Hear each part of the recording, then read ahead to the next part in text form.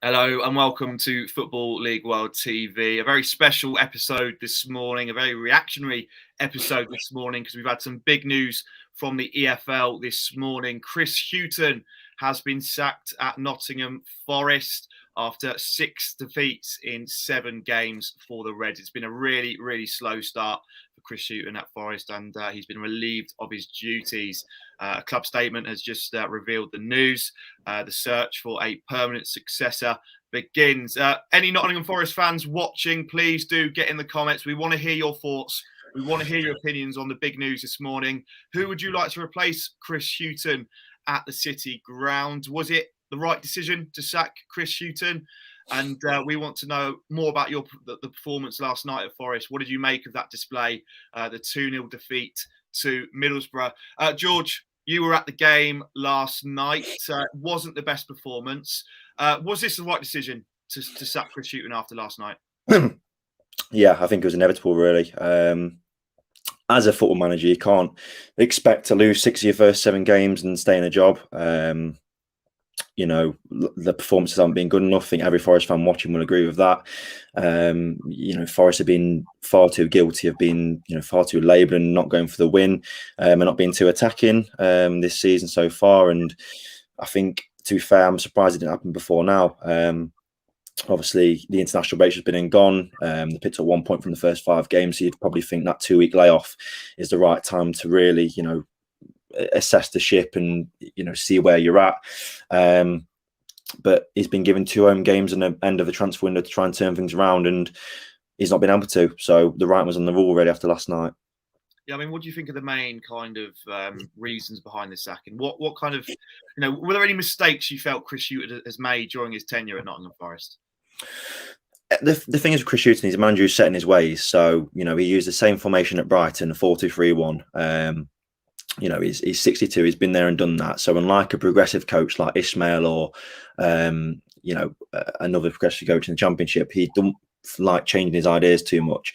Forest have got a lot of attacking players, a lot of good attacking players. Brennan Johnson, Zinkernagel, but you'd argue that, and Alex Myton, for instance, and Joe Lolly, but you'd argue that he hasn't been getting the best out of them. So a reluctance to change system has been, a downfall of his. Forest haven't scored enough goals. They conceded, I think they had the 5th best defensive record last season, but they scored, the second lowest scorers in the division.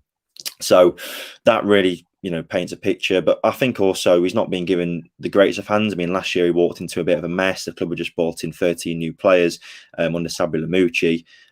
So he wasn't in the squad to begin with. Had January to, turn things around, and they ended on a bit of a whimper. But, this summer's been a tough one. And, it only took until, the last week of the transfer window to get players in for various reasons, really. And you'd argue that them players probably aren't his either. They've gone down a different route this summer with a new recruitment-led, team behind the scenes, bringing in, young players from Paraguay and Hayder and Drager and, people like that. So I think there's definitely a better fit out there. I'm gutted for Hughton because I think he's a really nice guy. I worked, closely with him. I think he's a very respectful guy. But it just didn't work out for him. And despite all his success in the Championship beforehand with Brighton and Newcastle, it hasn't worked out here. Yeah, we've had a comment come in on YouTube. As I said, guys, if you're watching, please do send in your comments for George. It's always appreciated. Glenn Watkin has messaged us on YouTube. My thoughts on Forest are that they lack a blueprint and identity. They've sold good young talent in Grant, Walker, etc., and brought in average foreign players. Hughton isn't the problem. Tough job. George, what do you make of that? I definitely agree in some respect. Yeah, I mean, he touches on bringing in average foreign players. That's probably the past regime, and that's the regime now. And the Dane Murphy that they're trying to fix. They're trying to bring in players, of 26 and under. I think they've spent far too much on wages in previous years. You look at Harry Arter, 3-year deal, only featured 10 or so times last season on big money. Jack Colback, you could reel a massive list off. So whilst I agree with Glenn there, definitely, they've sold in on players like Walker and not giving youth a chance really in recent years, apart from, Matty Cash, Joe Worrell, etc. And then they've replaced them with aging players, and that's let them down this summer because they haven't been able to, spend big on players. So that's something Dane Murphy and the current regime trying to change around. Yeah, absolutely. Please do send in your comments, Nottingham Forest fans. We really do want to hear from you this morning regarding the big news from the City ground this morning. I suppose next steps, George, it's going to be a big appointment, isn't it? You know, it's a crucial appointment. It's a critical time, really, in Nottingham Forest's history right now. Rock bottom of the league, 1 point so far. It's been a real shocking start. I mean, George, where do you think Dane Murphy's going to go with regards to this next appointment? There has been murmurs that he's going to look abroad, but at the same time, there has also been murmurs that he might look domestically. So George, where do you see Murphy going? Well, I think past events will show they will look overseas. You know, he went to it get Valerian Ismail in after sacking Gerhard Struber. But whether that is still, not allowed, but whether he can still have the license to do that, given all the isolation rules, Forest really need a quick appointment here. Stephen Reid's an interim charge, but he's Chris Hughton's assistant, so a permanent search for permanent manager has already begun. So, you've seen the likes of Chris Wilder be mentioned and John Terry. I don't think Chris Wilder is the right man for Nottingham Forest, no matter what people say. You look at how his time at Sheffield United ended, where he didn't get a say on transfers, and it was very public about an outburst between him and the owner. I think Forest now would like to get a head coach in who will, not necessarily have too much of a say in recruitment with this new team being brought in off the pitch. So I think they'll look for a younger coach who's more progressive, has more of an attacking outlook. I don't think they'll go for someone like Wilder, as I just said. I think John Terry will be a risk as well. Glenn there's mentioned Steve Cooper. I think Steve Cooper is a manager who did fairly well at Swansea. Worked with some decent young players there. Probably didn't get the best out of them as he should have done, but he's still learning his trade. He did well with England under 17s. I think it was in the World Cup a few years ago. It's really hard to say. I mean, I'm a big fan as well of Michael Appleton at Lincoln. The work he did with Lincoln last season, especially with Brennan Johnson as well. He was the one who kind of took Brennan Johnson to that next step. So he's a very progressive manager, likes to play attacking football. So I suppose we'll have to wait and see. As I said, the overseas route might be one they explore, but are they allowed to do that? Say if his managers are living in, Germany or France, he's going to have to isolate, presumably, for 10 days. So they won't want, Stephen Reid in charge for too long, probably Saturday, if that. So yeah. We'll wait and see. Never dull, is it? No, absolutely. We've had loads of comments coming in, guys. It's very much appreciated. Please do send them into us on the show. We'll get them up on the live show. We haven't put Andy Reid or Brazil in interim charge. What do you make of that, George? Yeah, I mean, Gary Brazil's been interim charge manager about 3 times after sackings in the recent years. They're doing some, Andy Reid especially is doing some fantastic work with the under-23s. So whether his focus is solely on that, and they've only just started in the Premier League too. So that'll probably be my reasoning behind why he's probably not having a quick, immediate say on things. I mean, Stephen Reid will probably only be in the dugout for this weekend, so it's not exactly a long-term fix. And he's probably the one who knows the players off the back of my hands. That's the only one I can, really, how can I defend that decision? I mean, I think Andy Reid will want to be having a quick look at a strong look at the under-23s there. So whatever happens, I think it will be a quick process. I think they would have already drawn targets up during the international break. So I expect them to move quite quickly with this one. Yeah, absolutely. More comments coming in. Alex Neil was at the game last night at the City ground. Obviously, ex-Norwich and Preston. Won promotion with Norwich, of course. Do you look much into that, George? Is he someone that you could feel Forest would go for? I think I look at his system that he deployed at Preston. It's not too different to the one that Hughton used here. I don't know what to make of that, to be honest. I think he's still obviously a young coach. You forget how young he is. I think he's only 40. Obviously done well at Norwich before. Didn't do too well at Preston. Okay, he did one under a tight budget, but never really took him to that next step when you thought that sometimes had a decent squad at times. So no, I won't read anything too much into Neil being there. I think a lot of managers were meant to be there as well. Sean Dyche was there, but I don't think he will go to leave Burnley for Forest. I think a lot of comments are saying that Danny Taylor from Athletics just tweeted that Steve Cooper is the main target there. So as I said, it's moving really quickly. It's very, very interesting what will happen. Let's get your views. Let's get your views on that, George. Obviously, it just does seem that Steve Cooper is emerging as someone that Nottingham Forest are looking at.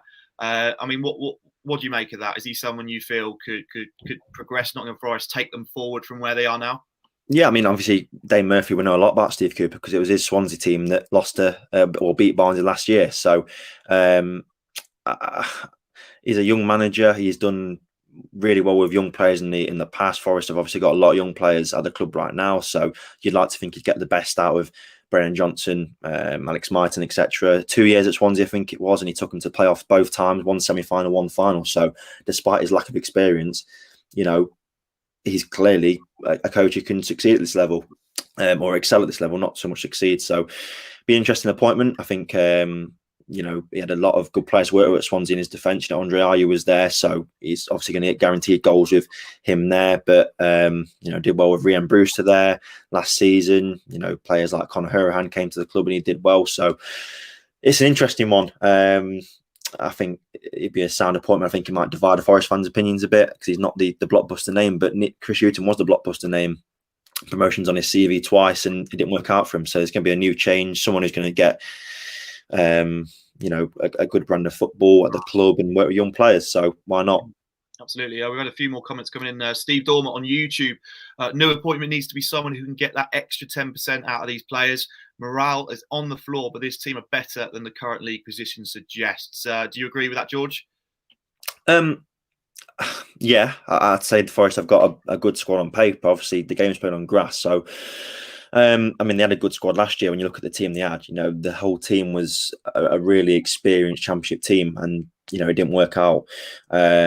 I'd say it's hard to say it's better than a position as chess because you're down there for a reason. But I think when it does start to click, and when you do get players like Johnson and Zinkernagel, firing on all cylinders or playing to their better potential, Forest will be a good team. At the minute, as you said, morale is very much low. 6 defeats from 7. It's and also the return of fans hasn't given that kick up the backside, as they like to say, the proverbial kick up the backside, as you thought it might have done. So I think they've got some tough games coming up. Huddersfield the weekend will be a tough game, and it's one of them ones where you can't stay down there for too long, otherwise they won't. Last season they stayed down there for the start of the season and didn't ever look to form a top half finish or top half push. So we'll have to wait and see what happens there. Yeah, on the topic of the Huddersfield game, we've got a Nottingham Forest Huddersfield Town preview show at 2:30 for people watching. So please do tune in and send in your comments at 2:30. We've got a couple more comments filtering through. We'll just run through these before we wrap up. Bjorn, no, not this one. Steve Dormer. A forward-thinking manager who is prepared to gamble and play expansive football is what is needed. Football under Chris Hughton was dire. Fans entertainment again. Would you agree with that sentiment, George? Yeah, as I said, no, Forest haven't scored enough goals in the last 2 seasons. Goals win games, as they say. Last season they scored 37 goals in 46 games, and you really needed to improve on that. Especially, as I said, the players Forest have got, they should be creating chances and scoring goals. I know Lewis Grabban had a poor season last season, but before that, in the Championship, it was 18, 20, then 17, or 18, 17, 20. Lyle Taylor, as much as poor as he's been at Forest so far, to put it bluntly, he scored goals at the level before. They've got players like Joe Lolly, Brennan Johnson, Zinkernagel, Myton, players who can score goals. It's just about finding that right formula going forward, because at the minute, Forest do not create clear-cut chances. Last night, they didn't create any clear-cut chances whatsoever, and it was so lifeless the game was. So if you get a manager who wants to, release the shackles a bit and go for the win and go for I don't think Hughton never did not go for the win, but go for goals and look to take the game to the opposition, that would be a smart appointment and a smart way to go about things. Yeah, right. We're going to just reel off a few more comments, and then we're going to wrap up the show. Let's just come to Ash210397. How much do you feel that Ioannis Rentnos still has a hand in the day-to-day running of the club? What do you reckon, George?